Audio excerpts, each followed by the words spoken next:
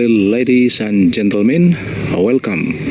Siya nga pala, bago tayo ay magpatuloy sa aking main topic sa araw na ito, ako muna ay magpasalamat sa lahat ng mga taong palaging nanonood sa aking YouTube channel at palaging nakaantabay at nagbigay ng kanilang mga ginintuang puso upang kapag-share. So maraming salamat dahil sa inyo ay kunting-kunting umaangat ang aking watch hours. Maraming salamat at inaanyayahan ko kayo upang maglakad tungkol sa isang pag-titled ng isang land.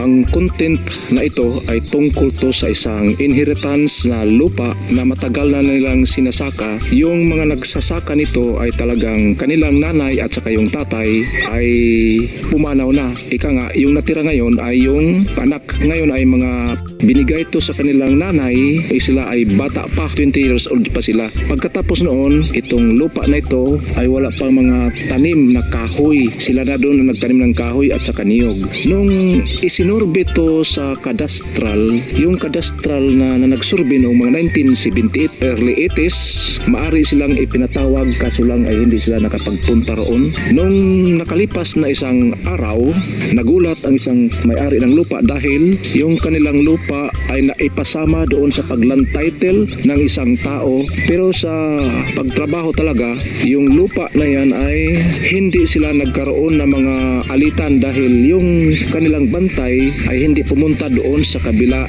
may-ari ng lupa. Yung kabilang may-ari ng lupa ay hindi rin pumunta doon sa kabila.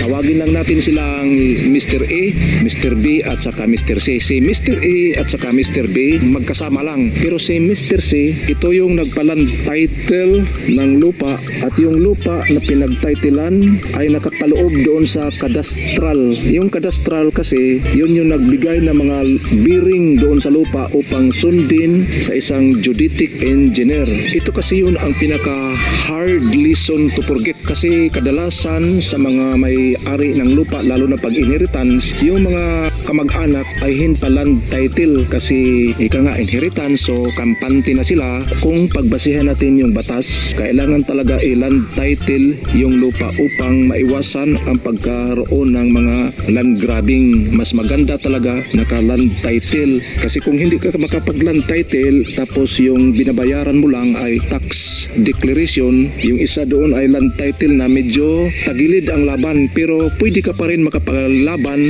sa iyong tinatayuan na lupa. Lalo na ito si A at saka si B, ang lupa na kanilang sinasaka ay hindi land title. Ito kasi si C, pinaland titlean niya noong 1978 na release ang title noong 2005 pero noong 2005 hanggang ngayon hindi siya nagbigay ng notice na yung lupa na sinasaka ni B at saka A ay hindi sa kanila. Kumbaga ang may-ari niyan ay si C. Kaso nung nag-reclaim na nung isang araw, ni-reclaim, nagulat si A at saka si B na yung lupa nila na sinasaka ay hindi na pala sa kanila dahil pinaland title na. Isinangguni sa abogado o ano pa mang may kinalalaman doon sa mga civil case. Sabi ng abogado na medyo tagilid si A at saka si B dahil ito si C ay 100% complete na ang kanyang papel pero pwede pang ipaglaban ni A at ni B. Ang unang puntahan no ni A at saka B, A at company ay magkuha muna sila pupunta sila doon sa kanilang assessor's office. Makikita yung assessor's office doon sa municipal building. Magpunta siya doon. Yun ang unang steps na kanyang gawin. Ang number 2 na steps, magsabi siya na magkuha ng tracer. Yung tracer kasi doon nakikita yung mga pagbayad ng tax declaration simulat noong siya ay nag-umpisa sa pagbayad. Ipalagay natin nagbayad siya noong 1968 hanggang 2023. Doon makikita at magbayad siya doon sa treasury. Hindi ka pwede makapagbayad sa treasury na hindi alam ng taga-assessor dahil sila ang magbigay ng amount at dalhin doon yung amount doon sa treasury upang doon ka magbayad.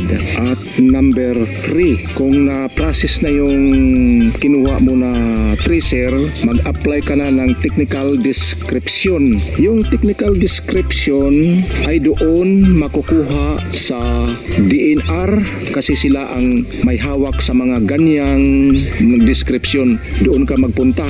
Halimbawa, yung technical description na yung kinuha ay pangalan ni sa nanay ni E, pero hindi siya nag-affair dahil hindi pa nagkaroon ng paghati-hati na tunay. Ika nga, may motherland pa. Yung motherland noon ay yung kabuuan yan, hindi pa na-slice. Kumbaga, hindi ka makapagkuha ng technical description sa nanay ni E. Doon ka magkuha ng technical description, mag-apply ng technical description doon sa motherland. Ang motherland na magkuha ng technical description ay nakalagay doon at nakapaloob ang mga hours, yung north 37 degrees at 1300 hours, east kung ilang muhon doon nakalagay. Halimbawa 5 muhon, mayroon doon sa mga technical description bawat muhon. Hindi ko kaya pwedeng sabihin yung mga totoong mga pangalan at totoong datos upang maiwasan. At number 4, magpunta ka rin doon sa legal office sa DAR, kasi yung legal office sa DAR, kung sila ang nagbigay ng land title, doon ka magpunta. Kung ang taga DNR naman ay nagbigay ng land title, doon ka rin magpunta. Sa dito kasi sa Pilipinas, dalawa lang ang government offices na pwedeng magbigay ng land title. Yung dalawa, yung DAR at saka DNR.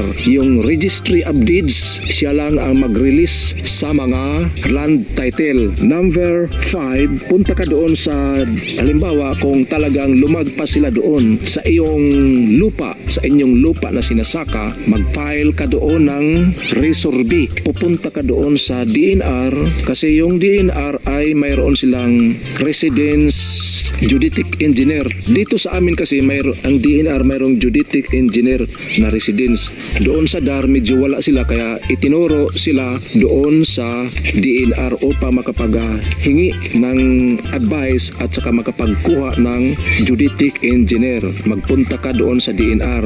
Number 6 naman, upang ma-approve ang iyong request na pag-abil sa geodetic sa residence geodetic engineer sa DNR, magawa ka ng letter of request for survey sa motherland. Ilagay mo yung lot number, area of the land at yung requester, kung ilan kayo ang nag-request, ilagay lang doon kung sino-sino ang kasama mo doon and company. Yun ang number 6. Pagkatapos noon, magbigay ka rin ng mga sulat para sa mga iyong mga adjacent land area, yung mga kapitbahay mo. Halimbawa, doon sa north, mayroong tao doon may-ari ng lupa, at dito naman sa south, mayroon din sa west, east, mayroon. Bigyan mo sila ng letter of appearance. Ipareceive mo yung letter of appearance upang sila sa panahon ng pag-resurvey ng lupa ay makapunta sila doon sa inyong area upang hindi nila ma-misinterpret yung pag-survey. Mas mainam talaga na complete ang pag-attend sa mga landowners upang sa pag-survey ng lupa. Ito